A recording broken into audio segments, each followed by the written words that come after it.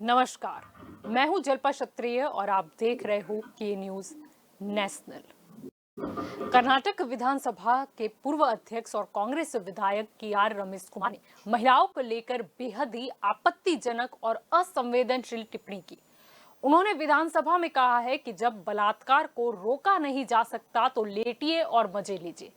हैरानी वाली बात यह है कि कांग्रेस विधायक की इस शर्मजनक टिप्पणी पर विधानसभा अध्यक्ष विश्वेश्वर हेगड़े कागेरी आपत्ति जताने के बजाय इस पर ठहाके लगाकर हंसने लगे। हालांकि विवाद बढ़ने के बाद विधायक रमेश कुमार ने माफी मांग ली। रमेश कुमार ने कहा कि अगर उनके बयान से किसी को ठेस पहुंची है तो वह इसके लिए माफी मांगते हैं। लेकिन प्रश्न यह है कि क्या कुछ भी बोलकर माफी मांग ली जाए तो कुछ भी बोलने की परमिशन मिल जाएगी? क्या अब माफी मांगने से सारे गुनाहों से कोई भी माफ कर दिया जाएगा? मुद्दा आज का यही है कि नेताजी शर्म करो। आज के हमारे इस मुद्दे पर हमारे साथ चर्चा के लिए जुड़ चुके हैं सामाजिक कार्यकर रुझान खंबाता हमारे साथ जुड़ चुकी है, राजनीतिक विशेषज्ञ ज्योति अमीन पटेल हमारे साथ जुड़ चुकी है, भाजपा की ओर से पारुल पटेल हमारे साथ जुड़ चुकी है, एडवोकेट सोनल जोशी भी हमारे साथ इस मौके पर जुड़े हैं, आम आदमी पार्टी के प्रवक्ता काड़ू वगासे हमारे साथ जुड़ चुके हैं और राजनीतिक विशेषज्ञ भरत राजगुर भी हमारे साथ जुड़े हैं। आप सभी का स्वागत है के न्यूज में। आपसे ज्योति जी शुरुआत करना चाहूंगी। कर्नाटक विधानसभा के पूर्व अध्यक्ष और कांग्रेस विधायक जिन्होंने एक शर्मजनक टिप्पणी की, उन्होंने ये कहा विधानसभा में कि जब बलात्कार को रोका नहीं जा सकता तो आप लेटिए और मजा लीजिए। क्या अब यही लेवल बचा है? सच में जल्पा, अब देख के दुख होता है कि नेता जिन्हें रोल मॉडल बनना चाहिए तो उनका स्तर किस तरह दिन में दिन गिरता जा रहा है।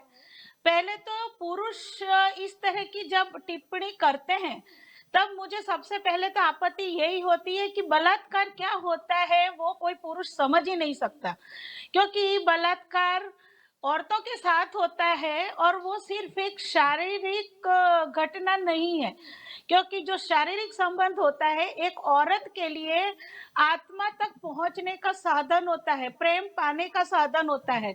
वहीं पुरुष के लिए शारीरिक संबंध सिर्फ एक मजे लेने की, आनंद लेने की चीज है। यहीं पे बुनियादी फर्क है और यही वजह है कि जब बलात्कार होता है तो स्त्री की आत्मा तक घायल हो जाती है। तो इस तरह की जिसने भी ये अभी कहावत की तरह इसको इस्तेमाल किया जा रहा है, लेकिन जिसने भी पहली बार ये वाक्य कहा होगा वो निहायत ही एक असंवेदनशील और स्त्री को सिर्फ उपभोग की चीज समझने वाला इंसान रहा होगा, ये भी तय बात है। क्योंकि जब शारीरिक रूप से बलात्कार होता है तो स्त्री मानसिक रूप से भी उतनी ही टूटती है, क्योंकि कई उसके बाद मानसिक उसको प्रश्न होते हैं और कई बार तो ये भी होता है कि वो स्त्री आजीवन बहुत एबनॉर्मल लाइफ जीती है। वो अपने पति के साथ भी शारीरिक संबंध सहजता से नहीं बना पाती है। इसलिए जिस तरह एक सिर्फ शब्द में कह देना जितना सरल पुरुष के लिए होता है उतना एक स्त्री के लिए नहीं होता है। इसलिए ये बेहद ही लज्जाजनक बात है। और वो भी जब राज्य के गृह में बैठकर इस तरह की बात की जाती है। अब वो सफाई दे सकते हैं कि मैंने तो उसको एक सिचुएशन के लिए कहावत समझ के कहा था, लेकिन ये कहावत भी निहायत ही घटिया है, क्योंकि रेप को किसी कहावत में भी इंक्लूड नहीं करना चाहिए। मैं इस शब्द को पब्लिकली कहने पे मुझे सख्त ऐतराज है, क्योंकि ये सिर्फ ये पहले नहीं है रमेश कुमार जिन्होंने ये टिप्पणी की है। 2013 में सीबीआई के डायरेक्टर तक या कई बार पुलिस अधीक्षक तक इस तरह की बात कर चुके हैं। तो ये बहुत ही असंवेदनशील चीज है और इसको पुरुष नहीं एक स्त्री की नजरिए से समझना चाहिए। और कम से कम जो जिम्मेदार पद पर बैठे हैं उन्हें तो अपनी जिम्मेदारी समझते हुए शब्द मुंह से निकालने चाहिए, ये मेरा कहना है जल्पा। जी बिल्कुल, रुझान जी आपकी ओर यहाँ पर आना चाहूंगी, क्योंकि पहले भी इससे पहले की अगर बात करें तब रमेश कुमार ऐसी ही टिप्पणी कर चुके हैं। पहले भी फरवरी 2019 की बात करें जब उन्होंने ये कहा था कि रैप विक्टिम की तरह वो महसूस कर रहे हैं, लेकिन सही में क्या उन्हें शब्दों को कहां पर इस्तेमाल करना उतना भी ज्ञान नहीं है, या फिर वो सिर्फ इसे एक मजे लेने का साधन समझते हैं, या फिर उन्हें ऐसा लगता है कि वो ऐसी बातें कर देंगे तो कहीं ना कहीं जो पुरुष वर्ग है वो उन्हें बहुत बड़ा नेता मानने लग जाएगा।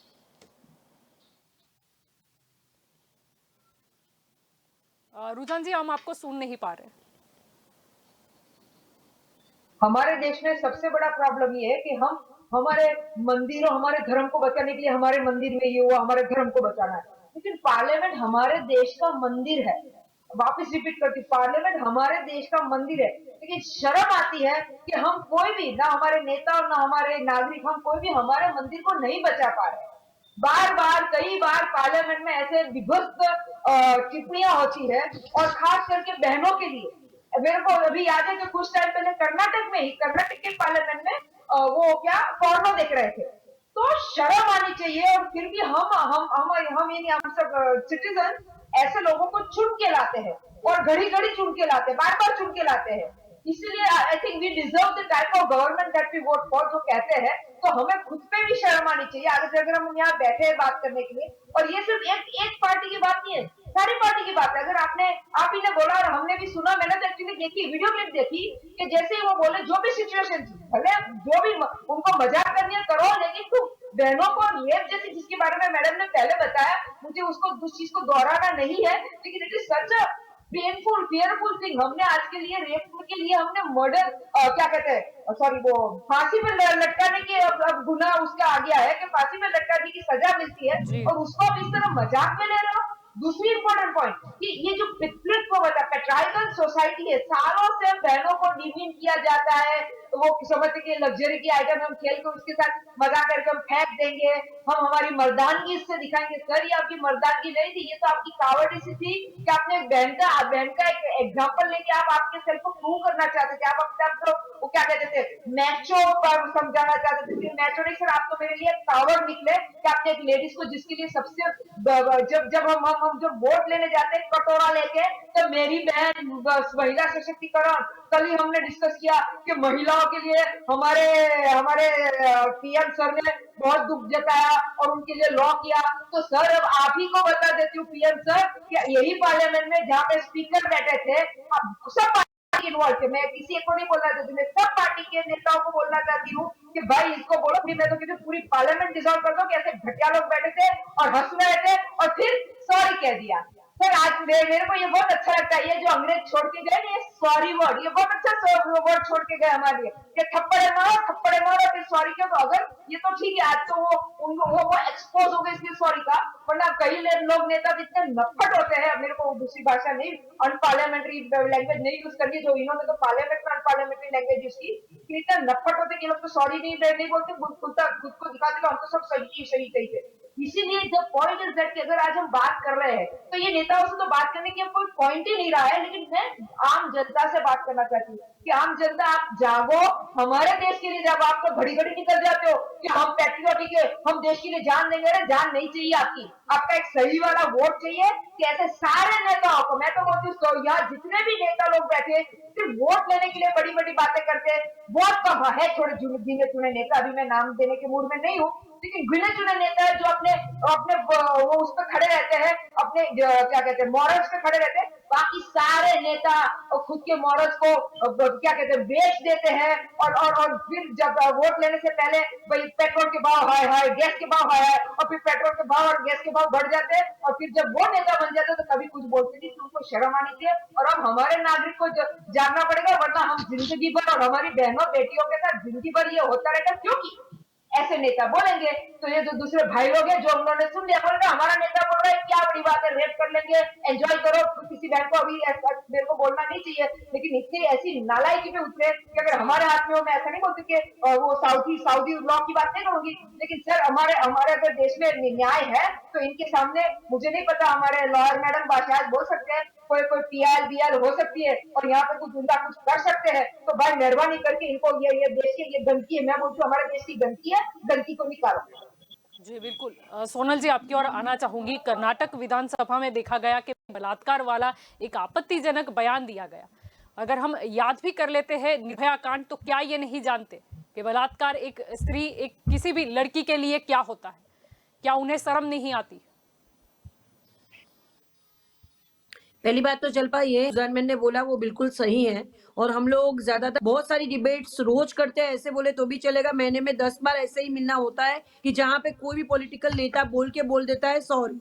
सॉरी वर्ड की तो मतलब धज्जियां उड़ गई और बहुत सारी बड़े बड़े पद के नेताओं ने इस तरह की टिप्पणियां की है। पहली बात तो ये इसके लिए भी एक लाया जाए पर्टिकुलर लेके कि अगर वो लोग जैसे कि जनता को रिप्रेजेंट कर रहे हैं और कोई नेता है कहीं से उनको चूटा गया है, मतलब उन्होंने इलेक्ट किया गया है और फिर भी अगर वो इनसेंसिटाइज होके लेडीज के लिए इस तरह की बात करते हैं, चाहे गुस्से में बोलते हैं मजे ले लो, ये एक निवेदन जो दिया है वो बिल्कुल ठीक नहीं है। मतलब एकदम अशोभनीय वर्तन उन्होंने किया है, अनडिग्निफाइड। इन लोगों के लिए ये होना चाहिए, अगर जैसे बोला जाए अधिकार का भंग किया, नक्शी किए तो हमारी वुमेन्स की सबकी की। तो ऐसे नेता को एक बात ये हो सकती है कि हमें परमानेंटली बैन करना चाहिए।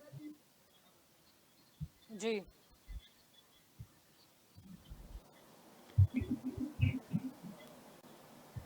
जी, हम सोनल जी को सुन नहीं पा रहे। पारुल जी, आपकी ओर आना चाहूंगी। कर्नाटक विधानसभा में बलात्कार जैसे विषय पर उसे एक मजाक का स्वरूप दे दिया गया। हालांकि इसके बाद विवाद बढ़ गया तो सिर्फ मांगने के लिए एक 6 मिनट का नाटक किया गया माफीनामे का। लेकिन कल जो देखने को मिला राजनीति में, सारी महिलाएं, चाहे वो मैं भाजपा की गिनूं, कांग्रेस की गिनूं, सपा की गिनूं या दूसरी कोई भी गिनूं, सारी महिला एकजुट होकर इसके खिलाफ उन्होंने आवाज उठाई। क्या ये सिलसिला हमें आगे भी मतलब देखने को मिलेगा कि जितने भी जूने निवेदन है उसको लेकर भी महिलाएं क्या बोलेगी कि अब बस करो, अब इसके ऊपर कुछ फैसला होना चाहिए? जी, जल्पा जी, मैं यहाँ पर ये कहना चाहूंगी कि सभी महिलाओं जो एकजुट होकर आज बात की है वो बहुत अच्छी बात है कि तब पार्टी नहीं देखी, चाहे कांग्रेस के जो नेता है इन्होंने, महिला नेता ने भी बयान दिया है, भाजपा के नेता ने भी बयान दिया है, सपा के नेता ने भी बयान दिया है, सभी लोग अभी एकजुट हो गए क्योंकि आज पार्टी की बात नहीं है, आज महिला की बात है, महिला के मान सम्मान की बात है। और ये कांग्रेस के विधायक ने जो ये इतना आपत्तिजनक जो बयान दिया है ना, सही में हमारे रुआंडे खड़े हो जाते हैं ये सुनकर कि कैसे कोई ऐसी मतलब घटिया सोच रख सकता है कि, और वो भी विधानसभा में खुलेआम बोलते हैं, तो उनकी मतलब सोच कितनी घटिया है वो सोचने की जरूरत है। जहां पर विधानसभा अपना सदन, जहां मंदिर जिसको बोलते हैं, वहां पर महिलाओं के संरक्षण के लिए हम वहां बैठते हैं, उसी जगह पर आप ये बोलते हो, उसमें उनको शर्म नहीं आती है? और शर्म की बात, और उसके बाद वो सिर्फ माफी मांग लेते हैं कि माफी, बस माफ कर दीजिए, ये क्या बात हुई?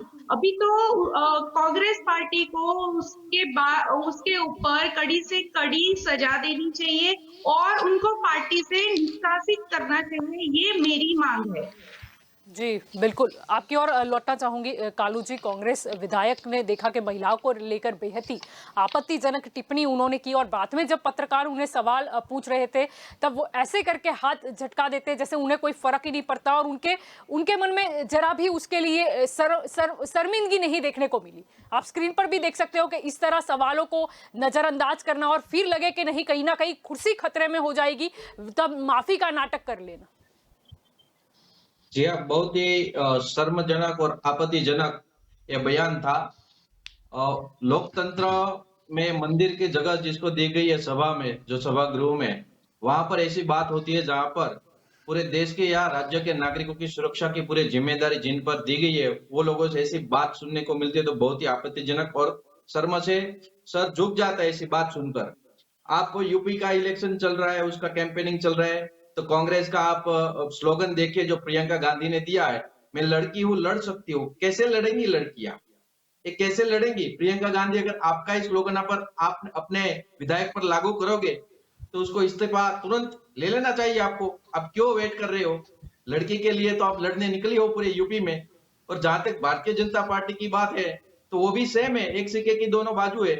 जब के.आर. रमेश कुमार ने स्टेटमेंट दिया तो विश्वेश्वर हेगड़े जो स्पीकर थे वो भी हंस रहे थे। तो दोनों ही एक है, दोनों ही महिला पर अभद्र टिप्पणी करती है, दोनों ही अभद्र टिप्पणी करने के बाद हंसते हैं, तालियां बजाते हैं और बाद में माफी मांग लेते हैं। तो महिलाओं के लिए शर्मसार करने और पूरे देश के लिए शर्मसार करने वाली बात है, जिस पर ये राज्य के या देश के लॉ बनाने की, कायदे कानून बनाने की जिम्मेदारी है उस जगह पर ऐसी मजाक होती है महिलाओं के साथ। और रेप पीड़ित ये पहली बार नहीं हुआ है।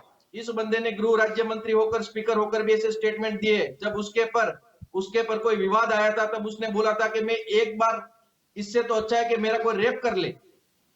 पर जब कोर्ट में जब मामला जाता है विवादों का, तो बार बार उससे पूछा जाता है, तो वो बोलता है कि मुझे लगता है कि मेरा रेप हुआ है। मुझे बार बार पूछा जाता है। रेप पीड़िता से अपनी कंपैरिजन की थी, तो उसकी मानसिकता देखने लायक। और बीजेपी इसमें से अछूत नहीं है। पारुल बेन यहाँ पर बैठी है, बहुत संवेदना है कि औरत के तौर पर मैं उसको सैल्यूट करता हूँ, लेकिन अपनी पार्टी के नेताओं की भी मानसिकता कोई कम नहीं है। ये आप यूपी का एग्जाम्पल है, हाथरस में बीजेपी के कार्यकरों का हाथ था, उसको बचाने में पूरी बीजेपी लगी थी। आप उन्नाव का कांड देख लीजिए, कुलदीप सेंगर को बचाने के लिए पूरी बीजेपी निकल पड़ी थी। तो बीजेपी और कांग्रेस दोनों के ये चारित्र है, दोनों एक सिक्के की दोनों बाजू है, उसमें कोई फर्क नहीं है। आज कांग्रेस के एमएलए ने बयान दिया तो भाजपा उसके पर वार कर रही है, लेकिन दोनों का एक ही काम है कि महिलाओं का अपमान करो और बाद में धीरे से माफी मांग कर निकल जाओ। तो ऐसे बात नहीं चलती। कर्नाटक जहां पर हर रोज का एक रेप होता है, उसका एवरेज रेप एक होता है हर दिन का, वो स्टेट में आकर एमएलए ऐसा बयान देते हैं। और वरिष्ठ एमएलए, वो पहली बार विधायक नहीं बना है, वो वरिष्ठ गृह राज्य मंत्री भी रह चुका है, स्पीकर भी रह चुका है, और उसके मुंह से सुनना मुझे बहुत आपत्तिजनक लगता है। ऐसे एमएलए को तुरंत बर्खास्त करना चाहिए, उसके ऊपर मुकदमा दाखिल करना चाहिए, और उसकी जो भी वीआईपी सिक्योरिटी है उसको वापस ले लेनी चाहिए, ऐसी मेरी मांग है। ताकि उसको भी मालूम पड़े कि जब वीआईपी सिक्योरिटीज नहीं रहती तब क्या हालात होती है। जब लड़कियां, बहनें, माताएं जब रोड पर निकलती है तो रेप का कितना डर रहता है। पूरे भारतवर्ष की मैं बात कर रहा हूँ, गुजरात भी इसमें से बाकात नहीं है। पूरी जो लड़कियां हैं, गुजरात ले लो या कर्नाटक ले लो या यूपी ले लो, यूपी में मैंने अभी सुना था एक सभा के दौरान, एक पूर्व गवर्नर जो लेडीज थी उसने बोला कि यूपी की लड़कियां घर से बाहर मत निकलो, यूपी की लड़कियां पुलिस थाने में मत जाओ, क्योंकि वहां पर गैंग रेप का डर सताता है। ऐसा हालत पूरा बीजेपी और कांग्रेस दोनों ने मिलकर बनाया हुआ है। इसमें से दोनों में से कोई भी बाकात नहीं है। जो भी महिलाओं ने स्टेटमेंट दिया है उसने पर्सनल अपने ओपिनियन बताए, जितने भी महिला नेता हो, सांसद हो, उसने अपने ओपिनियन बताए। लेकिन उसकी पार्टी के जो मर्द है, जो विधायक है, पुरुष है, जो सांसद है, वो ऐसी जुबान अपने मुंह पर रखते और कभी कभी बाहर आ जाता है, तो उसमें पर माफी मांगने से कुछ नहीं चलता। इसको सस्पेंड करना चाहिए, दाखिला बिठाना चाहिए। मैं कर्नाटक गवर्नमेंट से गुजारिश करता हूँ कि इस विधायक को तुरंत सस्पेंड किया जाए, उसके ऊपर एफआईआर किया जाए, और उसकी जो भी फैसिलिटीज दी गई है वीआईपी सिक्योरिटी वो वापस ले जाए, ताकि एक सबक हम बिठा सके। बात जो मुंह से निकलती है वही उसका चारित्र है। एक बार निकल गया वापस नहीं चलता, माफी से काम नहीं चलता। रेप पीड़िता का क्या होता है तुम, हम और आप सब जानते हैं। उसका पूरा सोसाइटी में सोशली कितना डिफेमिनेशन हो जाता है एक बार रेप होने के बाद, वो हम सब जानते हैं। और उसका अपने एक मामूली विवाद के साथ कंपैरिजन करना, यहाँ बात क्या बन रही थी, जो खेत है, कर्नाटक के खेती बाड़ी लोग हैं, उनको जब फसल बर्बाद हुई थी फ्लड स्ट्राइक की वजह से, तो वहां पर वो लोग मुआवजे के लिए डिस्कशन करना चाहते थे। जब पूरा हंगामा हो गया तो स्पीकर ने बोला अब मेरे कंट्रोल में ये चीज नहीं है। तो इसने एक संज्ञान में ये एक कहावत कही थी, कहावत भी ऐसी जो चारित्रहीन है कि भाई अब कुछ आप नहीं कर सकते, आप कंट्रोल बाहर है आपकी सिचुएशन, तो आप लेट जाओ और मजे लो। ये क्या बात हो गई। यही चारित्र है भाजपा और कांग्रेस के दोनों के नेता का। और जनता को समझना चाहिए, जितनी भी महिला भी देख रही है, समझ रही है, उसको समझना चाहिए कि हम किसको वोट देते हैं। हम ऐसे लोगों को विधायक बनाने के लिए अपने वोट दे रहे हैं। जनता को सोचना चाहिए 10 बार, जिससे मुंह से निकला उसका चरित्र और उस पूरी पार्टी का चरित्र भी यही है। प्रियंका गांधी कितना भी शोर मचा ले यूपी में कि मैं लड़ सकती हूँ, पहले अपने विधायक को लड़ना सिखाए, महिलाओं के लिए लड़ना सिखाए, नहीं कि महिलाओं के सामने लड़े। और मैं प्रियंका गांधी से गुजारिश करता हूँ कि अपनी स्लोगन अभी बरकरार रखनी है, आगे कैंपेनिंग करना है यूपी में, तो पहले इसको सस्पेंड करिए आप। जी ठीक है, हालांकि वो तो राजनीति में हिस्सा ही रहा है। किरण बेदी का मुद्दा यहाँ पे मुझे राजनीतिक तौर पर नहीं उठाना है। आपकी ओर आना चाहूंगी, सोनल जी आप कुछ कह रही थी। जी सॉरी चलपा डिस्कनेक्ट हो गया था। एक्चुअली यही था कि जिस तरह इन्होंने अपनी भड़ास निकाली, सबने निकाली है, पर ज्यादातर किसी पक्षापक्षी पे नहीं जाएंगे जलपा, क्योंकि हर बार ऐसा होता है। इन फ्यूचर ऐसे भी हो सकता है कि वो बीजेपी का नेता हो, चाहे आपका भी नेता हो सकता है, क्योंकि यहाँ पे हम लोग स्त्री की बात कर रहे हैं, लेडीज की बात कर रहे हैं, जहाँ पे उनकी डिग्निटी को कभी भी, ये पुरुष प्रधान देश है और हर जगह पे ये होता आया है कि बोलने के बाद सॉरी बोला जाता है। पर मुझे लगता है जलपा, हम लोग रोज नए नए अमेंडमेंट कर रहे हैं, नए नए लॉ ला रहे हैं। अगर पोस्को पहले नहीं था, बाद में पोस्को बना, तो अब मुझे लगता है कि नेताओं के लिए भी एक लॉ बनना जी। चाहिए। जिनका गुनाहित इतिहास है वो इलेक्शन नहीं लड़ सकते। अगर जिन्होंने ऐसी टिप्पणी एक बार भी की है, उन लोगों के लिए 7 साल का मिनिमम बैन होना चाहिए या फिर परमानेंट। मेरे हिसाब से तो परमानेंट उनको इलेक्शन में कभी लड़ने के लिए खड़ा नहीं देना चाहिए, उनको टिकट्स नहीं मिलनी चाहिए। ये जरूरी है। अगर जो बंदा सेंसिटाइज नहीं है, जो पढ़ा लिखा नहीं है, वो हमारे देश का भविष्य क्या बनाएगा?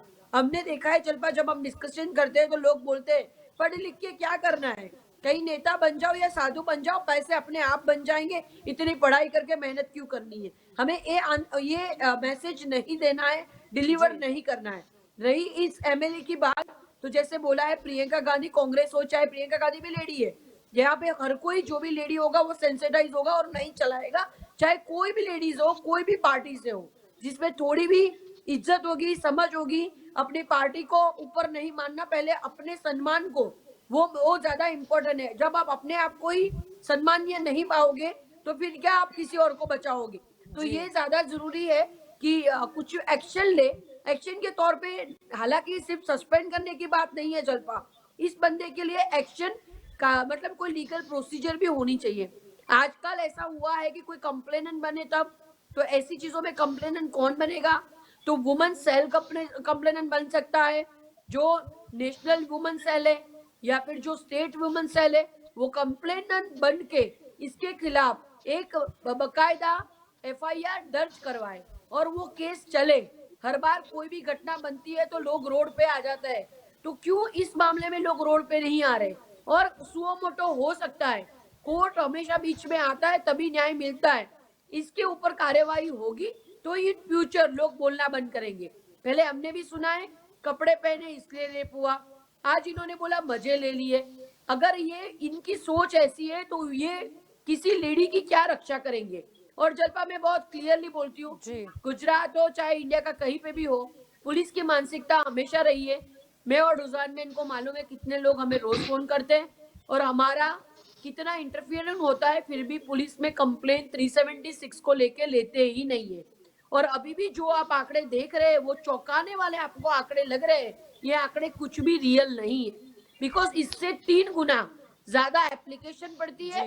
उनका सिर्फ कुछ भी करके धक्के खिला खिला के उनको वापस मोड़ दिया जाता है, लाइफ बर्बाद हो जाएगी, शादी नहीं करेगा, पॉलिटिकल प्रेशर, पैसे का प्रेशर, ये हमेशा रहा है। इवन पारुल बहन यहाँ पे बैठी हुई, मैं खुद बोलूंगी कि यहाँ पे भी पारुल बहन पुलिस स्टेशन में कंप्लेंट्स नहीं हो रही। मैं कोई पॉलिटिकल बात नहीं कर रही हूँ, किसी पार्टी को डिफेंड नहीं कर रही हूँ या प्रेजेंट नहीं कर रही हूँ, पर यहाँ पे भी ये प्रॉब्लम है ही है। जी जल्पा, जी बिल्कुल, जी बिल्कुल। भरत जी, आपकी ओर आना चाहूंगी, क्या कहना चाहोगे? जब इस तरीके का निवेदन आता है, वो भी विधानसभा गृह में इस तरीके की चर्चा होती है, तब सही में प्रश्न हो जाता है कि सही में महिला सशक्तिकरण की बात होती है, महिलाओं को आगे ले जाने की बात होती है, सम्मान देने की बात होती है। हम देखते हैं कि जब भी नारी दिवस होता है तब ढेर सारे मतलब राजनीतिक ट्वीट आ जाते हैं, लेकिन सही में इनमें थोड़ी भी शर्म बचती है या नहीं? फिर भी सबसे पहले तो जल्पा जी, मैं रुझान बहन या सोनल बहन की बातों से थोड़ा बहुत सहमत हूं और थोड़ा असहमत भी हूं कि पार्लियामेंट या धारासभा में ही हम महिलाओं का सम्मान करें, ऐसी बात नहीं है। हमारी सोच का मुझे डर लग रहा है, अब चिंता होने लगी है कि हमारी छोटी बच्चियों को हम क्या सिखाएंगे। आज मैं आपको अभी का एक उदाहरण दूं कि घर में आउट ऑफ कंट्री से जो कोई आया है विदेश से, वो अपनी 10 या 12 साल की बच्ची को भी ये हमारा कोई भी केस न्यूज में दिखाया जाता है तो वो कहते हैं आप बच्चियों को अलग रूम में भेज देते हैं। क्यों? कहते हैं कि हम चाहे कितना भी विकसित देश में रह रहे हैं, यहाँ ऐसे किस्से नहीं हो रहे। आपको शायद पता भी होगा कि यूएस जैसे विकसित कंट्रीज में स्टेरिंग का भी केस होता है।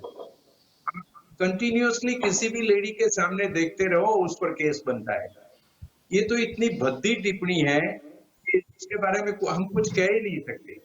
मुझे तुरंत याद आता है एक छोटा सा किस्सा कि हमारे शासक कैसे होने चाहिए। जब शासकों की सोच की बात है तो भावनगर के महाराजा बजे सिंह जी, उनकी काम करने वाला एक बंदा मर गया किसी एक्सीडेंट में। अकस्मात में मर गया तो उसकी वाइफ 6 महीने के बाद वहां आई राज दरबार में और उसने कहा कि मुझे आज तक, दीवान ने बोला कि इसकी पति की डेथ हो गई थी अकस्मात में और अभी तक गवर्नमेंट की तरफ से, सरकार की तरफ से कुछ नहीं मिला है। तो राजा ने बोला कि 6 महीने हो गए, वो उस वक्त ऐसी कास्ट मानी जाती थी कि 6 महीने के बाद वो शादी कर लेती है।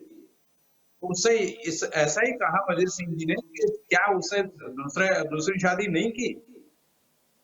तब वो औरत ने घूंघट निकाल दिया और कहा कि मैंने तो दूसरी शादी नहीं की है, मगर मुझे दुख है इस बात का कि मेरे पति ने ऐसे राजा से शादी की है, ऐसे राजा की नौकरी स्वीकार की कि जिसकी सोच ऐसी। महाराजा ने तुरंत वजीर सिंह जी ने माफी मांगी, उसको पूरा गांव दिया कि जब तक वो जिएगी तब तक ये गांव की पूरी इनकम उसको दी जाएगी। ये जो हम सोच कह रहे हैं, सोच आज आप मीडिया में है, मैं 35 साल से मीडिया में हूँ।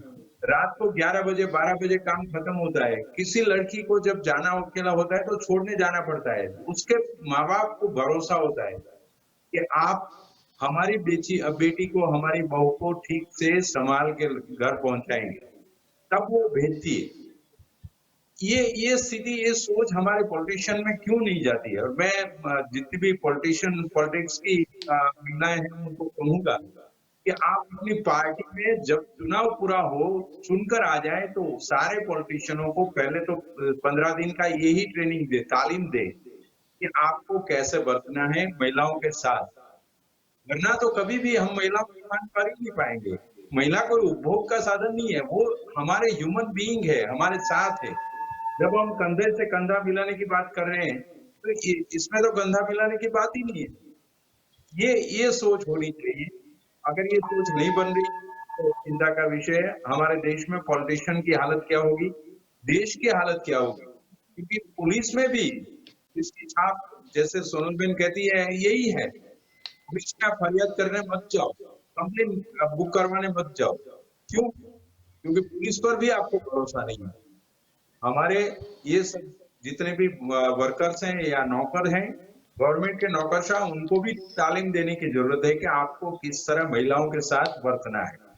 ये जब तक नहीं होगा तब तक मुझे लगता है कि चिंता और बढ़ेगी। आज गुजरात में इतने सारे, आप कितने दिनों से देख रहे हैं, हमें जो आज हमारी 3 साल की बच्ची मान लो या 4 साल की बच्ची, जिसे पता भी नहीं है कि पुरुष कौन है महिला कौन है, वो बच्ची के साथ जब आप बलात्कार या रेप करते हैं, क्या होता है? ये आपकी आत्मा क्यों नहीं कह रही है कि ये नहीं करना है मैंने? तो वो जो सोच है पुरुषों की, मुझे शायद पुरुष होते हुए भी ये शर्म आ रही है ये कहते हुए कि आपकी सोच जब तक नहीं बदलेगी तब तक ये हालत, चाहे कितने भी केस या कायदे कानून बनाने, वो सोच के लिए तालीम जो करना पड़े सरकार वो करना चाहिए और तभी समाज में बदलाव आएगा। जी जी बिल्कुल। आपकी ओर आना चाहूंगी यहाँ पर ज्योति जी। जैसे कि हम बात कर रहे हैं कि ये पहली बार नहीं हुआ है कि इस तरीके के बयान दिए गए हैं। कई बार महिलाओं को लेकर अलग अलग टिप्पणी की जाती है। जैसे कि साल 2018 की बात कर ले तो जेएनयू के जो तत्कालीन नेता है शरद यादव, उन्होंने वसुंधरा राजे को लेकर टिप्पणी की थी। उन्होंने कहा था कि सीएम वसुंधरा को आराम दो, बहुत मोटी हो गई है। और वहां पर भी नहीं हटके, एक्चुअली उनका इतिहास देखे तो हमेशा इसी तरह के निवेदनों से भरा है। जैसे 2017 में उन्होंने ये कहा था कि वोट की इज्जत आपकी बेटी की इज्जत से ज्यादा बड़ी होती है। अगर बेटी की इज्जत गई तो सिर्फ गांव और मोहल्ले की इज्जत जाएगी, लेकिन अगर वोट बिक गया तो देश और सूबे की इज्जत चली जाएगी। यहां पर भी उन्होंने विवादाजनक टिप्पणी की। और इससे पहले 1997 में अगर हम जाले तो लोकसभा में महिला आरक्षण बिल आया था, तब उन्होंने इस तरीके का निवेदन दिया था कि इससे सिर्फ और सिर्फ जो परकटी महिला है उनको फायदा होगा। यानी कभी महिलाओं को शरीर को लेके मोटी कहना, कहीं पर ये परकटी महिलाएं बोलना, यानी इनकी मानसिकता क्या है। और इतने साल हो गए इनके ऊपर एक्शन नहीं लिया गया, इसीलिए इनकी दोबारा हिम्मत हुई। बस यही बात है, क्योंकि इन पर एक्शन नहीं लिया जाता है और यही वजह है कि वो एक्चुअली जनता को इन्हें चुनना ही नहीं चाहिए। इस तरह की जो बात है वो खुद ही साबित कर देती है, इनके निवेदन यही साबित करते हैं कि वो एक स्त्री की सूरत और शरीर के अलावा और कुछ देखते ही नहीं है। औरत की सीरत, औरत का टैलेंट उनके लिए कोई मायने नहीं रखता है। यही बातें साबित करती है। और बिल्कुल यही बात है कि जो पुरुष की मानसिकता है, अब जैसे ये रेप का ये प्रोवर्ब किसने बनाया मुझे नहीं पता, लेकिन बनाने वाला पुरुष होगा, क्योंकि रेप कहते किसे हैं? रेप वो है कि जो उसकी मर्जी के विरुद्ध किया जाए। तो जो काम मर्जी के विरुद्ध हो रहा है उसको कोई एंजॉय कैसे कर सकता है? सबसे पहली ही बात यही है। तो ये प्रोवर्ब बहुत गलत तरीके से और बहुत खराब तरीके से बनाया गया है। अब जैसे ये कांग्रेस के एमएलए ने ये स्टेटमेंट दिया है, और वहीं उनकी हाईकमांड प्रियंका गांधी अभी ये कह रहे 40% रिजर्वेशन की बात कर रही है, स्त्री सशक्तिकरण की बात कर रही है। अब उसकी बातों में कितना दम है इस पे तो मैं अभी टिप्पणी नहीं करना चाहूंगी, लेकिन हाँ अभी वो मौका है कि वो अगर उन्हें सस्पेंड कर दे तो महिला मतदारों में एक अच्छा जा सकता है संदेशा कि भाई जो कहती है वो करके दिखाती है।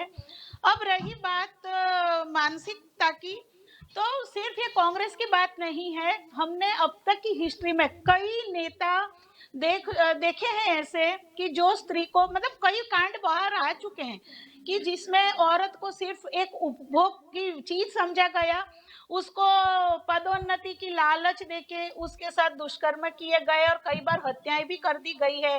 अमरमणि त्रिपाठी ले लो या कुलदीप सेंगर ले लो, कई मतलब दर्जनों ऐसे मामले हैं जिसमें ये नेता शामिल थे। लेकिन कितना हो हल्ला होने के बाद उनके विरुद्ध हुआ है, मतलब चार्जशीट वगैरह दाखिल हुई है, वो भी मीडिया के बहुत सारे प्रेशर के बाद। वरना जिन 3 पक्षों के नेता तो इन्हें बचाने में लगे थे। क्यों? क्योंकि नेता लोगों के लिए औरत की इज्जत या रेप ऐसा कोई मामला ही नहीं है जिसको सीरियसली लिया जाए। ये मैं नेताओं की भाषणबाजी से कह सकती हूँ, क्योंकि उनका ये है कि पहले तो रात को निकली क्यों, कपड़े ऐसे क्यों पहने थे।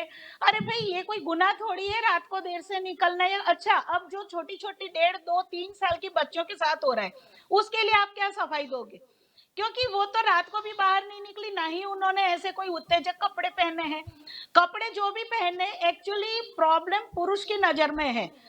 क्योंकि क्यों आज कोई पुरुष कम कपड़े पहन के निकलता है, औरत तो उसके पीछे नहीं भागती, तो फिर पुरुष क्यों? तो मतलब आप यही बात है कि खोट अपनी नजरों में है और कसूरवार दूसरे को ठहराते हो। तो ये मानसिकता जो है वो खास करके बदलने की जरूरत है, और इसके लिए स्कूल लेवल से स्त्री सम्मान की बातें सिखानी चाहिए, क्योंकि जो बच्चे सीखते हैं ना वो आजीवन कायम रहता है, वो उनकी जड़ों में रहता है। तो जब तक नेता तो ठीक है, लेकिन अब नेता के अलावा भी जो अभी आजकल रेप के इतने केसेस बढ़ गए हैं, तो इनमें कहीं ना कहीं यही मानसिकता शामिल है कि एक तो स्त्री को उपभोग का साधन समझो, उसका सम्मान तो बहुत दूर की बात है, और दूसरा ये पोर्नोग्राफी साइट्स, तो ये भी बैन करनी चाहिए। क्योंकि हमने तो देखा है कि चालू विधानसभा में भी कई नेता लोग इस तरह की क्लिप्स देखते हैं, कैमरे में पकड़े जाते हैं, उन्हें शर्म तो आती नहीं, तब तो माफी मांगते भी नहीं, और थोड़े दिन के बाद मामला रफा दफा कर ले, लोग भी भूल जाते हैं, और इसीलिए इन बातों को ये लोग सीरियसली लेते ही नहीं है। तो यहाँ पर मानसिकता बदलने की जरूरत है, और इसके लिए बचपन से स्त्री सम्मान के, जिस तरह आजकल पर्यावरण और वो कई सारे विषय बच्चों की स्कूल में दाखिल कर दिए गए हैं, उस तरह से स्त्री सम्मान का विषय भी दाखिल कर देना चाहिए। क्योंकि प्रॉब्लम इनको सजा देने से सॉल्व नहीं होना है, क्योंकि करोड़ों पुरुष है और लाखों महिलाएं हर साल बलात्कार का शिकार होती हैं। कई खुद पहुंचती भी नहीं है, भूल जाती है रो पीट कर, क्योंकि काफी सारे मामलों में तो पहचान वाले लोग ही होते हैं बलात्कारी पुरुष, तो वो जाने देते हैं। लेकिन बात यही है कि पूरे देश की मानसिकता बदलनी पड़ेगी, क्योंकि जब यहाँ पर हम इस तरह के दावे करते हैं कि छोटे कपड़े पहनने की वजह से पुरुष ऐसा ही करेगा, लेकिन मैं उनको ये भी बता दूं कि विदेशों में सी बीच ऊपर लड़कियां किस तरह घूम रही होती है, वहां पुरुष भी उतने ही होते हैं, लेकिन चूंकि वहां खुला हुआ माहौल है, इस तरह की नजरों से कोई नहीं देखता है, तो वहां पर ये चीज लागू नहीं होती है। मतलब अगर हम वो दृष्टि यहाँ के पुरुष बना ले तो यहाँ पे भी वो, लेकिन कहते हैं ना जितनी स्प्रिंग दबाओ उतनी उछलती है, तो ये जो स्प्रिंग दबाने वाली बात है वो हमें छोड़नी है। ये अपनी भारतीयता या संस्कृति के नाम पे एक जो नेचुरल इंस्टिंक्ट को दबाया जाता है, तो वो भी उछल के स्प्रिंग का काम करता है। तो अभी बहुत सारा खुलेपन की भी जरूरत है, शिक्षा की भी जरूरत है, जागृति की भी जरूरत है। जी जल्पा जी, रुझान जी आपकी ओर आना चाहूंगी। जैसे कि हम आज ये बात कर रहे हैं कि पहला ऐसा मौका नहीं है कि जब ये हुआ है, इससे पहले भी कई टिप्पणी आई है और जैसे कि पहले भी मैंने उल्लेख किया निर्भया कांड का, तो कांग्रेस के तत्कालीन सांसद और जो राष्ट्रपति पति रह चुके हैं प्रणब मुखर्जी, उनके बेटे ने भी इस तरीके का बयान दिया था। उन्होंने तो दिल्ली में रेप के विरोध में आई हिस्सा ले रही छात्राओं को ये कह दिया था कि सजी सवरी महिला है जिन्हें असलियत में क्या हुआ है उसके बारे में कोई नॉलेज ही नहीं है। यानी कभी महिला के शरीर को लेकर विवाद के मोटी है या किस तरीके की दिखती है, कभी पर कटी बोलना, और कोई नेता उन्हें बोलता है सज सवर के आना। यानी क्या गुनाह हो गया अगर महिला सज सवर के निकल जाती है? प्रॉब्लम ये है कि जिस देश में हम आई थिंक हमारे देश है जहाँ पे हम देवियों की पूजा करते हैं, और उसी जब देवियों की पूजा करने के बाद ये सब जो आप देख रहे हो नाटक हो रहा है, इसलिए ये हमारे देश का सबसे बड़ा दुर्भाग्य है। जो हमारे कहते हैं ना टू इंडिया, ये टू इंडिया का ये एक और सबूत और नमूना है। पहले फिर हमसे बोला ये टू इंडिया क्या है, ये वो जो भी। दूसरी बात की अगर थोड़ा टॉपिक पे ये पर्टिकुलर पे थोड़ा फोकस करना चाहती हूँ, खास करके मेरे पॉलिटिशियंस पे, क्योंकि बाकी तो सब ये बाकी जो आपने मानसिकता बात की उसको मैं सेकंड में लूंगी। ये फोकस जो ये करना है कि अगर आपने स्टार्टिंग में देखा था, तो जब ये भी कैमराज आपने दिखाए वीडियो क्लिप कि जब वो अपने एमएलए जा रहे थे तो वो उसने डोंट केयर कर दिया कि भाई ही डिडंट केयर, एरोगेंस दिखाया। लेकिन जब उस पर प्रेशर बढ़ा, so I should really thank Priyanka Gandhi. I really feel कि may be she is that different lady, क्योंकि she started it came from the top कि हाँ ये गलत किया है। जब इन भाई को पता चला कि अब मेरी लग जाएगी तो उन्होंने माफी मांगी। माफी मांगने में भी अगर आप लोगों ने वर्ड्स नोट किए तो उन्होंने इफ बोला, if I have hurt the sentiments, यानी अगर मैंने इफ किया, यानी ये अभी भी उसकी बेशर्मी को देख ही लेना, अभी भी वो बेशर्मी पे ही है, क्योंकि वो तो ईगो मेल ईगो आ गया कि तब सॉरी तो बोलना पड़ा, क्योंकि ऊपर प्रियंका गांधी से आया होगा भाई कर ले वरना तेरी आनी जानी हो जाएगी। अब दूसरी पॉइंट, चलो प्रियंका गांधी ने तो अपना रोल प्ले कर लिया, लेकिन हमारे स्पीकर साहब ने वो अगर आप वो वीडियो क्लिप जरा दिखा दीजिए तो अच्छा रहेगा, ताकि लोगों को भी पता चले कि हमारे स्पीकर साहब भी हंसे और पीछे से सब लोग हंसे। जैसे जब जो द्रौपदी का चीरहरण हो रहा था और कैसे सब लोग पांडव कौरव सब जो भी पांडव हंस रहे थे, नहीं पता मुझे, लेकिन कौरव हंस रहे थे वो मुझे पता है। तो इस तरह का सीन हो रहा था वहां पे। तो मेरा तो कहना है कि अगर ये सब मानसिकता की बातें हम हमारे पे लेंगे, अच्छा है लो, लेकिन भाई ये नेता है, ये लोग रोल मॉडल है, तो इन्हीं से चालू करो, शॉक ट्रीटमेंट वहीं से चालू करो। ये जो हमारा पार्लियामेंट असेंबली जो हमारा मंदिर है, अगर मंदिर में ऐसा हुआ है, मंदिर में हमारी बहनों का मैं तो बोलूं चीरहरण हुआ है, उनकी डिग्निटी का चीरहरण हुआ है, तो पहले उन पे आप एक्शन लो। मैं तो बोलूं जितने लोग हंसे कैमरा चालू करो, जितने लोग हंसे सिर्फ माफीनामा नहीं, उनको सस्पेंड करो, कुछ सजा ऐसी दो कि दूसरा लोग ताकत नहीं करे। वरना जो आज ये सारे यहाँ पे हमारे पैनलिस्ट बैठे इंक्लूडिंग रुझान, हम ये सब बोलते हैं मानसिकता चेंज करो, बहनों को कराटे सिखाओ। अरे क्या कराटे सिखाए, एक बेचारी छोटी बच्ची का जब रेप होता है, या मैं तो बोलूं 16 साल की लड़की का भी रेप होता है, दो उसमें खड़े हो जाएंगे तो बेचारी क्या करेगी 16 साल की कराटे वाली भी लड़की। इसलिए आप समझो कि ये कोई कराटे सिखाने से काम नहीं होने वाला है, ये इनको शॉक ट्रीटमेंट देने से काम होगा। और शॉक ट्रीटमेंट हम हमारे नेता से ही क्यों चालू ना करें? हम तो हमेशा दूसरों की बात करते हैं लेकिन नेता की बात नहीं करते। तीसरा पॉइंट, सब बाजू कागड़े काले, इसलिए मैंने ये यूज किया कि हमारे लॉयर मैडम ने बोला कि ऐसा ये करो, रूल बनाओ। अरे लॉयर मैडम आप समझो ये नेता है, सॉरी टू टेल, ऐसी खड्डूस जात है कि उनके जब पगार बढ़ाना होता है पहले तो वो वॉकआउट करेंगे दूसरे लोगों के प्रॉब्लम के लिए, लेकिन खुद का जब पगार बढ़ाना है या जो वो क्रिमिनल का एक्ट लाना था कि भाई क्रिमिनल ऐसे क्रिमिनलिटी हो तो इतने नहीं लड़ सकते, तो वो भी वो लोग ने कैंसिल करवा दिया। तो ये तो भाई नेता है, यू कैन एक्सपेक्ट देम कि वो लोग इसके लिए कहेंगे कि ना हमारी बहनों की है तो हम ये लॉ में, भाई इनकी बस की बात है ही नहीं, उनको करना ही नहीं है। अब तीसरी बात, मैडम आप भूल गए, मुझे याद है सिर्फ ये लोग लेडीज पे टिप्पणी नहीं करते, दूसरी भी टिप्पणी बता दूं, मुझे एग्जैक्ट याद नहीं, मोस्टली मुलायम सिंह थे कि लड़का है गलती हो जाती है। जी बिल्कुल, लड़का है गलती हो जाती है, यानी क्या व्हाट, तो अभी मेरे को तो मैं थोड़ा कंट्रोल कर रही हूँ अपने आप को, लेकिन लड़का है गलती हो जाती है, यानी इसका मतलब क्या, बाकी के लड़के क्या सीख रहे हैं? यानी ये सिर्फ बहनों की टिप्पणी करते, वो लड़कों को चढ़ाते भी है। मैं तो बोलती हूँ, मुझे पता नहीं हमारे लॉयर मैडम अगर कुछ हेल्प कर देते तो, कि जैसे हम लोग नहीं कहते कि आप देश के अगेंस्ट बोलते हो तो कौन सा वो कानून आता है जो घड़ी घड़ी हम लोग यूज कर देते हैं, वो कानून का नाम देशद्रोह। राजद्रोह, थैंक यू ऐसा कुछ यूज करो तो बहनों का द्रोह, ऐसा कानून यूज करो ताकि इनको पता चले। क्योंकि सिर्फ हम बोलेंगे मेंटालिटी चेंज करो, सॉरी बट मेरे को खुद पे भी गुस्सा आ रहा है, मेंटालिटी चेंज करो, क्या मेंटालिटी धपेला चेंज करें? नहीं, जब हालत ऐसी है हमारे, जब जी। हमारे वो होगा तो क्या करेंगे? और फाइनली पॉइंट ये आता है कि जब हम सालों से ये सब बातें कर रहे हैं, तो इससे प्रॉब्लम क्या हो रही है अभी मैं बता दूं कि जितना हम, जैसे कि अभी ये लोग ने सबने बताया कि रेप केसेस के बारे में बताया। अब मुझे खुद को भी वो डेटा मैंने पुल नहीं किया, लेकिन हमारे आपके नेता ने बताया कि कर्नाटक में रोज 1 रेप होता है। सर अगर कर्नाटक में 1 होता है, मेरे गुजरात में तो 5 रेप हो रहे हैं दिन के सर। इससे पता नहीं आपका डेटा गलत है, क्योंकि मेरा डेटा तो सही है कि मेरे गुजरात में 5 रेप हो रहे हैं।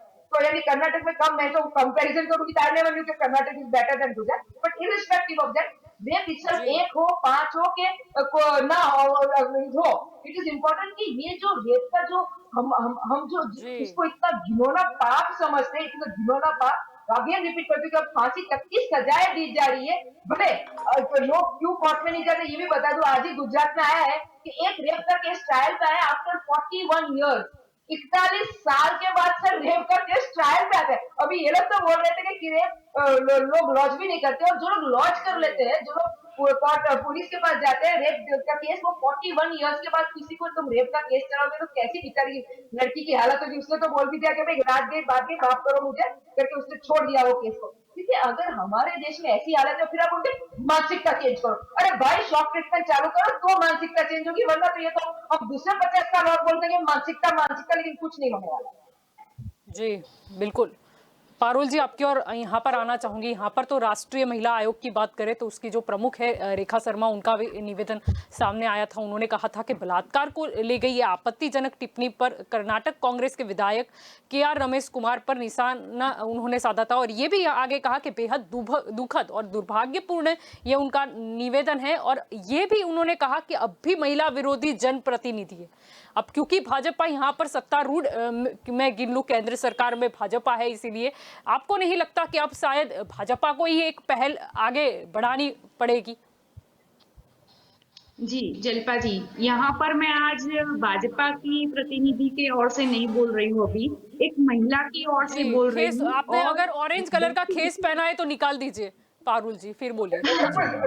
मैं वही बोलने वाली थी, I was just coming to that। जी चलो ठीक है। मैंने आपको ये सवाल इसीलिए पूछा था क्योंकि केंद्र में बीजेपी है सत्ता स्थान पे, और यहाँ पर बिल पसार करने के लिए हम जानते हैं कि बीजेपी ने बहुत मेहनत की है, बहुमत में है, तो उन्हें किसी की और की जरूरत नहीं पड़ती, तो एक बिल इस पर भी हो जाए, इसीलिए मैंने सवाल पूछा था। मेरा तरीका ये था सवाल पूछा। मैं खुद ये बोलना चाहूंगी कि इस पे एक बिल पसार होना ही चाहिए और पास होना ही चाहिए, क्योंकि ये महिला का मान सम्मान की बात है, उनकी जो रिस्पेक्ट होनी चाहिए उसकी बात है। अगर इसी तरह से कहीं अगर स्टेप्स नहीं लिए गए तो इन फ्यूचर ये एक रूटीन हो जाएगा, तो इसीलिए यहाँ पर ही स्टॉप लगाना जरूरी है और इस पे कोई कानून लगने ही चाहिए। जैसे सोनल बहन ने बोला, बहुत अच्छी बात बोली इन्होंने कि ऐसे जैसे जिस विधायक या किसी नेता ने अगर कोई टिप्पणी की या कुछ भी गलत चीज बोली है तो उनको आगे कहीं पर भी उनको कहीं टिकट नहीं मिलना चाहिए, वो लॉ आना ही चाहिए। मैं खुद ये बोलती हूँ कि ऐसा कोई लॉ आए जैसे कि वो आगे कभी ऐसी बात सोच ही नहीं सके और ऐसा काम कर ही नहीं सके। जी बिल्कुल। जी रुझान जी, मेरे को खाली इतना करना है कि पारुल जी आपको सलाम जो आपने आज बताया, अब आप इसका अमलीकरण करवाइएगा और कसम खाइए यही टीवी चैनल पे कि अगर इसका अमलीकरण 1 साल में नहीं हुआ तो आप आपके जो भी होद्दे पे है, जो भी आपका होद्दा है नेता भाजपा, आप उससे राजीनामा दे देंगे। श्योर यहाँ से मैं आपको प्रॉमिस करती हूँ कि इसके लिए मैं लड़ाई करूंगी। दूसरी सलाम आपको मैडम, वरना राजीनामा भी दे देना, क्योंकि फिर लड़ाई सिर्फ करनी नहीं है। दूसरी सलाम। श्योर मैं पोजीशन के लिए काम नहीं कर रही हूँ, क्योंकि एक लड़की हूँ और महिलाओं के लिए काम करना चाहती हूँ। मत बोलना वरना कांग्रेस की ओर मत चले जाएंगे। क्योंकि यहाँ पर क्या है, स्लोगन का इस्तेमाल अक्सर क्या होता है पार्टी को लेकर हो जाता है। जी आपकी और जाने की बात ही नहीं है, क्योंकि कांग्रेस के प्रतिनिधि आज तो आए भी नहीं। कौन से मुंह दिखाने के लायक ही नहीं है तो कैसे वो आएंगे? ऐसे तो तो मीडिया के लिए ये काफी अहम हो जाता है, क्योंकि क्या होता है कि कई ऐसे मौके होते हैं कि कई पार्टी गायब रहती है, लेकिन फिर भी हमारा काम तो सवाल उठाना है, प्रेजेंट करना है लोगों की आवाज को। कालू जी, आपकी और यहाँ पर आना चाहूंगी। यहाँ इससे पहले अगर हम बात करें तो नरेश अग्रवाल की अगर हम बात करें, उन्होंने बहुत ही खराब एक टिप्पणी की थी। उन्होंने ये कहा था जया बच्चन के बारे में कि जया बच्चन फिल्म में नाचने वाली है, यानी नाचने वाली शब्द का उन्होंने प्रयोग किया था। और वो नरेश अग्रवाल की अगर मैं बात करूं जो बाद में भाजपा में भी शामिल हो गए थे, क्या कहना चाहोगे जी? ऐसी टिप्पणियां आती रहती है। मैं बोलता हूँ भाजपा कांग्रेस दोनों एक ही है, सपा हो बसपा हो। मेन चीज वो है कि एजुकेशन की कमी। हम जिसको वोट देते हैं वो एजुकेटेड नहीं होते, उसकी मानसिकता को देखकर हम वोट नहीं देते। हम जाति पाति में बटकर वोट देते, हिंदू मुस्लिम करके वोट दे देते, अपनी जाति का मान के वोट दे देते, कहीं पर कोई लुभावनी ऑफर आती है तो वोट दे देते। उसका ये नतीजा है कि ऐसे आपराधिक लोग और हल्की सीसरी मानसिकता वाले लोग सदन में जाके बैठ जाते और हमारा प्रतिनिधित्व करते हैं। वहां से हम और उम्मीद लगा भी नहीं सकते। नेशनल क्राइम रिकॉर्ड के जो आंकड़े हैं, 26,727 2020 में रेप के केसेस दर्ज हुए हैं। ये केसेस दर्ज हुए, जैसे एडवोकेट जी बोल रहे थे सोनल जी, कि रेप के केसेस अक्सर दर्ज नहीं होते। एक सोशली डिफेमेशन का डर लगता है, उसको डराया धमकाया जाता है अपने रिलेटिव की तरफ से। पुलिस में जाते हैं पूरा मन मक्कम करके, अगर पुलिस में भी जाते हैं तो पुलिस थोड़ा बहुत डरा देते हैं या पैसे की डिमांड करते हैं या धमकाते हैं। और दूसरी पार्टी से जब प्रेशर आता है तो वो प्रेशर भी अप्लाई होता है, पॉलिटिकली सब प्रेशर आता है। तो काफी सारे केसेस ऐसे होते हैं। मैं तो ये मान के चल रहा हूँ कि 50% केसेस पुलिस तक पहुंचते भी नहीं है, और 50 में कोई पहुंच भी गया 50%, तो उनमें से काफी सारे केसेस वैसे पुलिस सेटल करवा देती है क्योंकि दूसरे पार्टी से पैसा लेकर। तो ऐसे बहुत केसेस आते रहते। ये तो ऑफिशियल नंबर से बहुत कम है मेरे ख्याल से, अनऑफिशियली बहुत लार्ज नंबर पे हो रहा है। और पूरे भारत की भी बात करें और दूसरी कंट्रीज की जब बात होती थी, बीच में कैसे लोग कपड़े पहनकर बैठते और वहां पे ऐसे कैसे से ऐसे स्टेयर करके नहीं देखते, तो उसका मेन रीजन है एजुकेशन। हमारे सिलेबस जो है, मैं बीटेक किया हूं लेकिन मेरे सिलेबस में आज तक मतलब 15-16 साल तक मैं पढ़ा, उसमें कहीं भी ऐसा नहीं आया कि औरत के प्रति बिहेवियर अपना कैसा होना चाहिए, एक नौजवान युवा होने के बाद अपना बिहेवियर में बदलाव आना चाहिए नहीं आना चाहिए, ऐसी कोई डेवलपमेंट की या ये अपने घड़ने की बात ही नहीं अपने सिलेबस में। तो पहले तो एजुकेशन की मुझे लैक ऑफ एजुकेशन को कमी लग रही है, तो उसमें सुधार होना चाहिए। एक यंग लड़के को वही दिमाग में होना चाहिए जो एजुकेशन में थोड़ा बहुत उसका पैरेलल सिलेबस में होना चाहिए, कि उसको दिमाग में थोड़े चेंजेस आए, औरत को देखने का नजरिया बदले। और जहां तक बात है वोटरों की, ये आपने बहुत सारे एग्जाम्पल दिए, नरेश अग्रवाल और बहुत जेडीयू के नेता शरद यादव, बहुत सारे एग्जाम्पल है, मेरे पास भी है। लेकिन मानसिकता की यहाँ पर कमी है, वो मानसिकता अलग प्रकार की है। और सबका अगर एजुकेशन क्वालिफिकेशन देखेंगे, मैं तो बोलता हूँ यार रमेश का भी मैंने गूगल किया था, क्वालिफिकेशन बहुत ज्यादा पढ़े लिखे नहीं है। तो मेन तकलीफ वो है कि हम अनपढ़ गवार लोगों को, जिसका आपराधिक रिकॉर्ड है, उसको हम चुनाव में भेज देते हैं, उसको जिता देते हैं, वो उसका रिकॉर्ड हम नहीं देखते। जो आदमी ने उसका बैकग्राउंड क्रिमिनल बैकग्राउंड है या हल्की मानसिकता वाला है और कम पढ़ा लिखा है, मैं बार बार कहता हूँ आम आदमी पार्टी एजुकेशन की बात करती है क्योंकि रीजन ही है। आप कितना भी क्राइम देखो, लूटपाट, चोरी, मर्डर, रेप, सब में एक बेसिक चीज है कि वो जो गुनहगार है मोस्टली कम पढ़ा लिखा होता है या नहीं पढ़ा लिखा होता है। तो पहले एजुकेशन सिस्टम को उसमें रिवॉल्यूशन लाने की जरूरत है, और काफी सिलेबस ऐसे भी होने चाहिए जिसमें थोड़ा बहुत राष्ट्रवाद या औरतों के प्रति जो इज्जत देने का ऐसा कुछ पाठ पठन होना चाहिए, ताकि आदमी बंदा बड़ा होके इस तरह का बिहेवियर ना करे जो अभी नेताजी लोग कर रहे हैं, कांग्रेस के हो या भाजपा। इसमें पारुल जी के लिए बोलने के आज वो बोली भी नहीं सकती कि मैं भाजपा की प्रवक्ता बन के आई हूँ, क्योंकि उसका ही जो आदमी है वो भी सदन में बैठा था और उसने भी तालियां बजाई, वो भी हंसे। रुझान जी बोल रहे कि उसके फुटेज देखने चाहिए, मैंने उसके फुटेज देखे हैं, वो सब लोग हंस रहे थे। रुझान जी बात कर रही है कि जैसे वहां पर हंस रही है फुटेज। जी जी रुझान जी, वो मैं देखा हूँ, उसमें कांग्रेस और भारतीय जनता पार्टी दोनों के एमएलए थे, सबने मजे लिए इस स्टेटमेंट का। तो उसमें पारुल जी के लिए बोलने के लिए कुछ नहीं है, क्योंकि वो खुद एक लेडी है। और आज भाजपा की प्रवक्ता होती तो बहुत सारे एग्जाम्पल हमारे पास भी है, जब भाजपा के नेताओं ने ऐसे अभद्र टिप्पणियां की औरतों के लिए और अभद्र काम किए। तो मेन बात है एजुकेशन की। हम जिसको सुन के भेजते हैं सदन में वो एजुकेटेड, पढ़ा लिखा होना चाहिए। हम कभी सोचते हैं कि भाई ये तो बीटेक किया हुआ आदमी है, ये क्या कल्चर मिनिस्टर बन के करेगा, लेकिन कम से कम वो पढ़ा है तो उसके पास दिमाग रहेगा तो औरतों के प्रति कैसे बिहेवियर करना है। और आम आदमी पार्टी का मैं प्रतिनिधि, तो मैं वही बात पर आज फोकस कर रहा हूँ कि जब हमारे सदन में 100% एजुकेटेड ग्रेजुएट लोग पहुंचेंगे तब इस स्थिति में सुधार आएगा। जी। जब हमारा रिप्रेजेंटेटिव प्रतिनिधि पढ़ा लिखा होगा तो किसी नागरिक को जाके समझा पाएगा, अदरवाइज हम कुछ उम्मीद रख नहीं सकते। ये लॉन्ग टर्म विजन है और रेप के केसेस जो घटने चाहिए वो तभी होगा जब मानसिकता लोगों की बदले, विचारने की जो सोच है वो बदलना जरूरी है।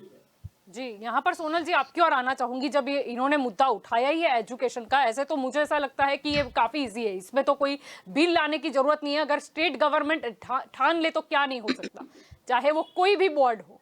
गुजरात की हम बात कर ले या दिल्ली की बात कर ले, राजस्थान की बात कर ले, बहुत इजी है। दिल्ली में लाए, हमने पायलट प्रोजेक्ट चलाया, पहली राष्ट्रपति बात का ये सिलेबस है कि डाला है यहाँ पे तो हर बच्चे कोई पढ़ रहे बंदा हैं। जलपा देखेंगे कि हमने क्या किया, जी। हमने क्या किया, उस पे ज्यादा है। मतलब पर्टिकुलर हमारा देश है, हर देश में हर जो भी कानून करे वो अपने लिए। यहाँ पे ये ज्यादातर आपने देखा होगा, जो भी पॉलिटिकल नेता आएंगे वो बोले हमारी पार्टी ने ये किया, हमारी पार्टी ने ये किया, वो अपने गिनवाते रहेंगे। पर क्या नहीं किया ना, उस पे अगर डिस्कशंस हो और वो क्या कर सकते हैं तो वो ज्यादा बेटर रहेगा। दूसरी बात ये बोला उन्होंने, बोला हाँ मैं हमेशा सपोर्ट करूंगी कि कोई पढ़ा लिखा लोग बंदा हो जो नेता बने और जो राजनीति में आए, जिसे विजन हो, जिसको वो ज्यादा देश का मतलब विकास करे।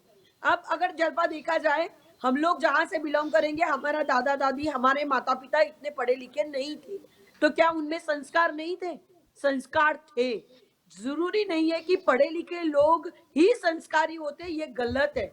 अनपढ़ लोग होते हैं वो ज्यादा संस्कारी होते हैं, जो हमारे पूर्वज रहे, हमारे वडील रहे, जिनसे हमने संस्कार सीखे। तो वो बात है, मानसिकता जैसे रुझान में बोलते हैं, हम बोलते हैं, पर वहां का पहला का जो गुरुकुल पद्धति थी, जो एजुकेशन था, एजुकेशन कितना बिगड़ा है, एजुकेशन किस तरह से होना चाहिए, और एजुकेशन में लॉ लाना चाहिए, लॉ को पढ़ाना चाहिए। जब आप छोटे से स्टैंडर्ड से अगर आप पढ़ाना शुरू करेंगे, जैसे बच्चों को पढ़ाया जाता है कि रेड लाइट पे रुकना है, वो वायोलेशन होगा लॉ का, तो बच्चे वो देख के सीखते हैं। इसी तरह लॉ का इम्प्लीमेंटेशन होने के पहले उसको लॉ को पढ़ाना जरूरी है। हर कोई लॉ का विद्यार्थी होगा वही लॉ पढ़ेगा। यहाँ पे बीटेक किया हुआ बंदा वो साइंस वाला ही जानेगा, पर लॉ की जरूरियात अब सबको है।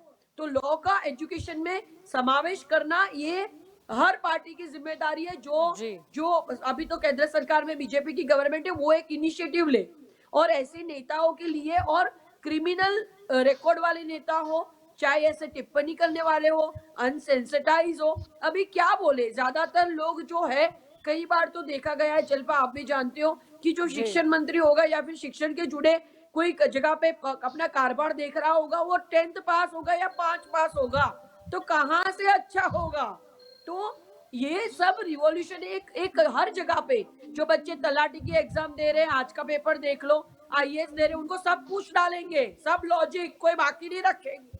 पर नेता बनने के लिए कोई लॉजिक नहीं है, बस बोलना आना चाहिए, खड़े हो जाओ, बात खत्म, आपका नैया पार हो जाएगी। ये नहीं होना चाहिए। उनके लिए भी मेंटली एबिलिटी, उनकी स्टेबिलिटी, वो कैसे कितना प्रेशर ले सकते हैं। जैसे एमबीए के बच्चे होते हैं, उनको टारगेट दिया जाता है, उनकी मेंटली स्टेबिलिटी चेक की जाती है कि आप तब तक ये काम कर सकते हो, नहीं कर सकते हो। हम लोग कितना प्रेशर में, लॉयर है तो कितना प्रेशर में हम काम कर सकते हैं। तो इसी तरह ये जो नेता लोग हैं, उनके लिए भी एक पर्टिकुलर करिकुलम होना चाहिए, उनसे उनको गुजारना चाहिए। ऐसा कि नहीं कि नेता का बेटा है वो भी नेता बन गया, उसका पोता है वो भी चढ़ गया, उसके रिलेटिव आए उसको भी लगा दो, तो ऐसे नहीं हो सकता। अब रिवॉल्यूशनरी चेंजेस आए हैं। इन फ्यूचर सुप्रीम कोर्ट या हाई कोर्ट ने सुओ मोटो लिया है, काफी चीजें हाथ में ली है, इस चीज को भी लिया जाएगा। पीआईएल लोग करते हैं और एक्शन लिया जाएगा। मुझे उम्मीद है इस मामले में कब से कार्यवाही हो रही है और इसमें भी होगी, क्योंकि अब वो दिन गए, जनता को बेवकूफ बनाते थे, अच्छा बोलते थे, अब वो समय गया। और आपके पास बटन का जो अधिकार है, वो बटन का अधिकार आप रखिए। मेहरबानी करके किसको वोट देना नहीं देना वो आपको देखना है। हमेशा कैरेक्टर देखना चाहिए बंदे का कि वो कितना ऑनेस्ट है। अगर वो अच्छा है, उसको समझ है, एक्सपीरियंस है और पढ़ाई नहीं है तो चल सकती है, पर वो सेवा के मामले में चल सकता है, दूसरे मामलों में कई लोगों ने पूरे के पूरे खेत खोदे हैं, तालाब खोद डाले हैं, कितना काम किया है, कई नदियों पे उन्होंने लील खत्म की है। वो लोग पढ़े लिखे नहीं है, उनकी खुद एक्सपर्टीज है। तो हम हर किसी को सम्मान करते हैं, पर ये जो चीज है इसमें सेंसिटाइजेशन होता है। जल्पा, हम दादा दादी हम थे, रिस्पेक्टेबल थे। जब जो मैं यहाँ से करती हूँ, मुझे जहाँ पे पढ़ाई नहीं है पर उनको मालूम है कि किस तरह से बोलना है, लेडीज से किस तरह से बात करनी है। ऊंची आवाज, वो लेडीज होती है तो बाहर खड़े रहते हैं, घर में आके बैठ नहीं जाते। ये एक लहजा था, ये लहजा तवज्जुब जो था वो अब खत्म हो रहा है।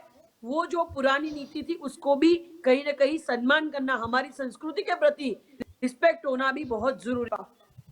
जी बिल्कुल, आपकी और भरत जी यहाँ पर आना चाहूंगी। जैसे कि हम बात कर रहे हैं, यहाँ पर संस्कार की भी बात चल रही है कि चलो पढ़ाई लिखाई तो जरूरी है, लेकिन साथ में ही संस्कार की जब बात आती है तब प्रश्न यह हो जाता है कि शायद घरेलू अभी भी हम काफ़ी ऐसी चीज़ें देखते हैं जिसमें लोगों को बदलाव लाने की आवश्यकता है, क्योंकि लोगों ने कुछ काम जो है वो तय कर दी है या कुछ मानसिकता रख दी है कि नहीं ये चीज़ घर का लड़का है वो कर सकता है, ये लड़की नहीं कर सकती। यानी तभी से उनके मन में लड़कियों को डाउन समझने की जो मेंटालिटी है वो बन जाती है। बिल्कुल जल्पा जी, सबसे पहले मैं कालू भाई को एक जवाब देना चाहता हूँ, बाद में ये बात जल्दी से खत्म करूंगा। कालू भाई, राशन कार्ड के लिए अगर हम लड़की के पास उनके शरीर की मांग करें तो वो आम आदमी पार्टी की गलती नहीं थी।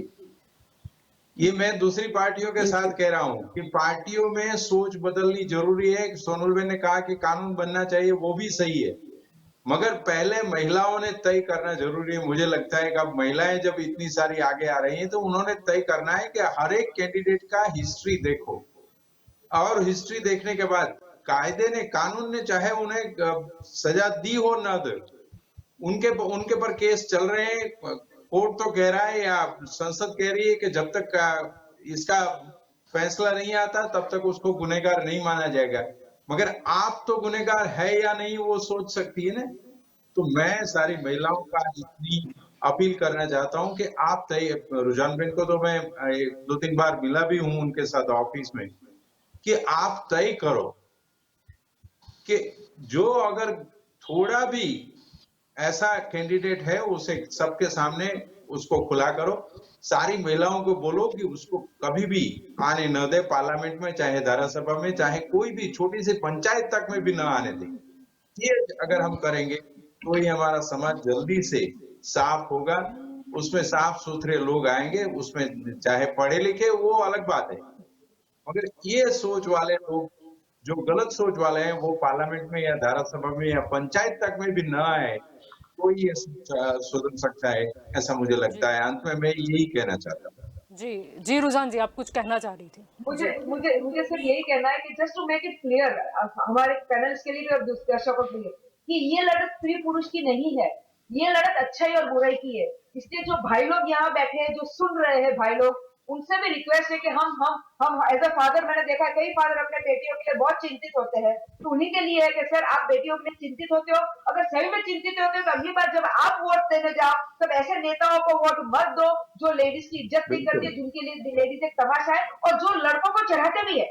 ऐसे भी नेता है जो लेडीज की तो भले दिखाने के लिए इज्जत कर देते होंगे, लेकिन लड़कों को चढ़ा देंगे, यार ये मर्दानगी है, लड़ी ऐसा करने का, हाथ चला लेने का, बोलने का, तुम्हें खाना अच्छा नहीं बनाया, आवाज उठाने की। तो सर आपको वो सब फादरों को और सब भाइयों का मेरे 2 हाथ जोड़ के रिक्वेस्ट है कि आप लोग प्लीज नाच धर्म मत देखो कि मेरे धर्म का इसलिए मैं जाके वोट दूंगा, प्लीज मत करो।